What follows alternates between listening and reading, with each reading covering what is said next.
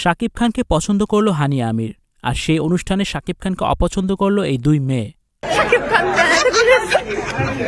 সম্প্রতি গতকাল জমকালো আয়োজনে হয়েছে সানসিল্কের উদ্যোগে আয়োজিত এক শো। সেখানে মূল আকর্ষণ ছিলেন হানিয়া আমির। অনুষ্ঠানের এক পর্যায়ে হানিয়াকে প্রশ্ন করেন, শাকিব খান নাকি শাহরুখ খান? উত্তরে হানিয়া শাকিব খানকে বেছে নেন এবং জানান তিনি শাকিব খানের ভক্ত। হানিয়া আমিরের মুখ থেকে শাকিবের নাম শুনে অনেকেই অবাক, অনেকেই খুশি, কিন্তু সবাই চমকে গেছে।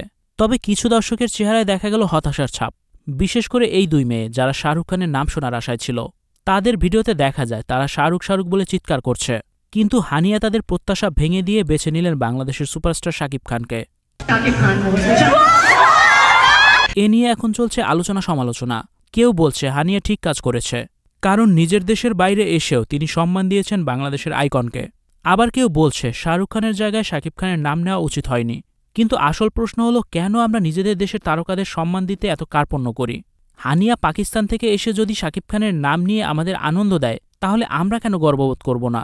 এই মুহূর্তটা শুধু শো এর জন্য নয়, এটা একটা বড় বার্তা দিয়েছে যে বাংলাদেশি তারকাদের সম্মান করা উচিত, কারণ তারা আমাদের দেশকে প্রতিনিধিত্ব করে। হানিয়া পরে শাকিব খানের গানের তালে তালে নেচেছেনও।